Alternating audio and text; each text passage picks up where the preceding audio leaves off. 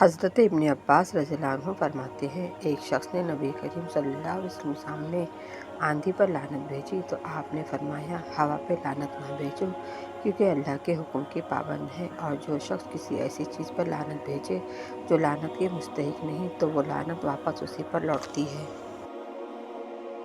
سیدنا عبداللہ بن عمر سے روایت ہے، رسول اللہ صلی اللہ علیہ وسلم نے فرمایا، جب تم میں سے کسی کے سامنے شام کا کھانا کھائے جائے، ادھر نماز کھڑی ہو تو پہلے کھانا کھا لے، نماز کے لیے جلدی نہ کرے۔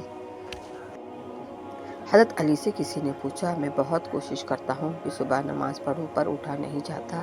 حضرت علی نے ارشاد فرمایا، یہ نیند کی وجہ سے نہیں بلکہ تم جو سارے دن میں گناہ کرتے ہو وہ تمہاری گردن میں توق، ہاتھوں میں ہتکڑی، پاؤں میں بیڑیاں بن کر تمہیں اٹھنے نہیں دیتا۔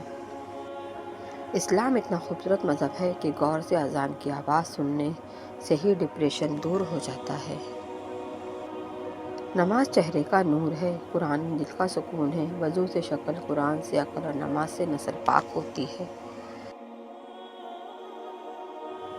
نماز کی فکر اپنے اوپر فرض کر لو، خدا کی قسم دنیا کی فکر سے آزاد ہو جاؤ گے اور کامیابی تمہاری قدم چومے گی۔ حج مہنگا ہے تو کیا ہوا، نماز مفت ہے وہ پڑھ لو۔ اگر والدین کی محنت سے اولاد ڈاکٹر بن سکتی ہے تو نمازی کیوں نہیں؟ معصوم بچپن، گمراہ جوانی، محتاج بڑھاپا، بے رحم موت، بس یہی زندگی ہے۔ آواز آئی، جہنم میں پھینکا، حکم ہوا رکو جنت میں لے جا، پوچھا گیا کیوں؟ فرمایا محمد صلی اللہ علیہ وسلم پر درود بھیجتا تھا۔ حضرت محمد صلی اللہ علیہ وسلم ایک ہی سوال 700 دفعہ دہرایا گیا، میرے محبوب مانگو، کیا مانگتے ہو؟ ایک ہی جواب آیا، میری امت کی مغفرت۔ اللہ سب کی فیملی کو حفظ و امان میں رکھے، سب کے گھروں کو آباد رکھے، بے چینی کا باعث بننے والے معاملات کو اپنی رحمت سے دور فرمائے، آمین۔ اے اللہ، ہم مجبور لوگوں کی مجبوریاں ختم کر دے، اپنی رحمت کے صدقے ہر گھر میں خوشیوں کی بارش عطا کر، آمین۔ اے اللہ، رزق دینے والا تو ہے لیکن وسیلہ شوہر کو بتاتا ہے، اے اللہ ان کو صحت دے، ان کو ہمت دے، اپنے گھر والوں کی خوشیوں کے لیے کیا نہیں کرتے۔ یا اللہ، ہم تیری اچانک گرفت اور تیری ہر قسم کی ناراضگی سے پناہ چاہتے ہیں اور تیری رحمت کے طلبگار ہیں۔ رسول اللہ صلی اللہ علیہ وسلم نے ارشاد فرمایا، مومن کا مرض اس کی خطاؤں کا کفارہ ہوتا ہے۔ خواہشات کا ادھم مچا ہوا، نصیحت کی آواز کیسے سنائی دے؟ رسول اللہ صلی اللہ علیہ وسلم نے ارشاد فرمایا، جو مومن لگاتار بیمار ہے اس کو بخش دیا جاتا ہے۔ عقیدت وہی سچی ہے جو طبیعت کے نہیں شریعت کے تابع ہو۔ رسول اللہ صلی اللہ علیہ وسلم نے ارشاد فرمایا، سورہ فاتحہ عرش کے نیچے والے خزانے سے نازل ہوئی ہے۔ نیکی باقی رہ جاتی ہے، مشقت ختم ہو جاتی ہے، مزہ ختم ہو جاتا ہے، گناہ باقی رہ جاتا ہے۔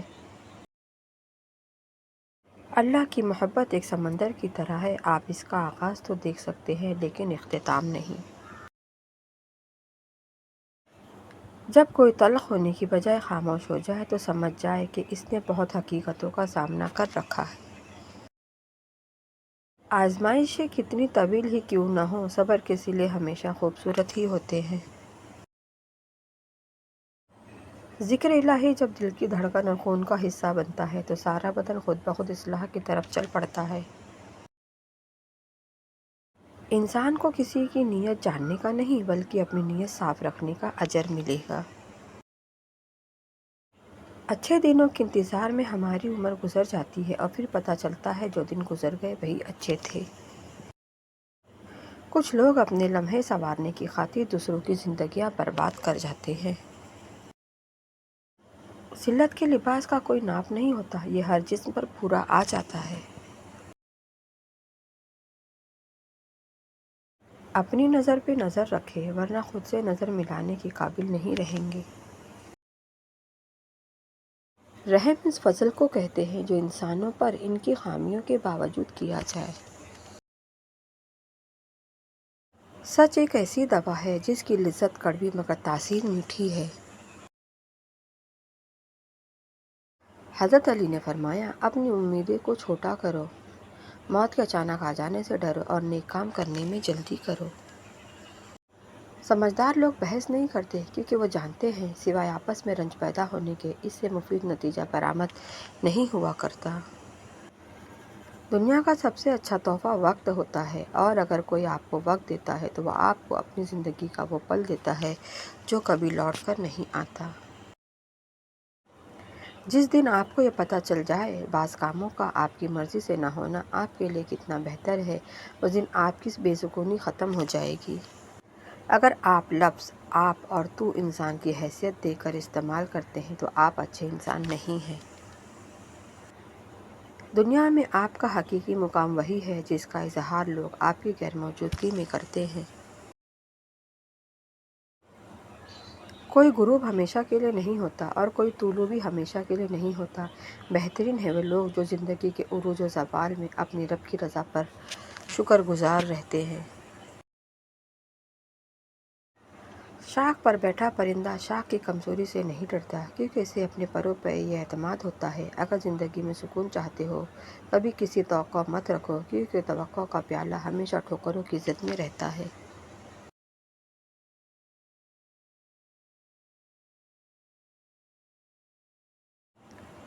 اپنی زندگی کے بدترین دور سے گزرتے وقت ایک اچھی بات جو ہوتی ہے وہ یہ ہے آپ ان لوگوں کے چہرے بھی پہچان لیتے ہیں جن کا یہ دعویٰ ہوتا ہے کہ وہ آپ کی پرواہ کرتے ہیں۔ اگر تمہیں ایک دوسرے کے اعمال کا پتہ چل جائے تو تم ایک دوسرے کو دفن بھی نہ کرو۔ اللہ پاک نے تمہارے عیب چھپائے رکھے ہیں، اس پر شکر ادا کرو۔ مجھے ان لوگوں کی پرواہ نہیں جو میرے دشمن ہیں، محتاط میں ان لوگوں سے رہتا ہوں جو میرے ساتھ رہتے ہوئے ذہن میں بغض اور نفرت رکھتے ہیں۔ صبر کا گھونٹ دوسروں کو پلانا آسان ہے، خود پیتے ہوئے پتہ چلتا ہے ایک ایک قطرہ پینا کتنا مشکل ہے۔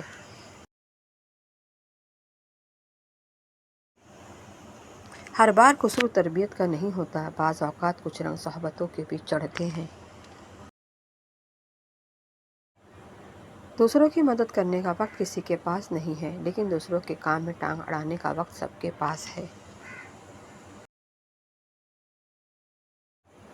نبی اکرم صلی اللہ علیہ وسلم نے فرمایا، تم اللہ کی طرف رجوع کرنے کے لیے قرآن سے بڑھ کر کوئی اور ذریعہ نہیں پا سکتے۔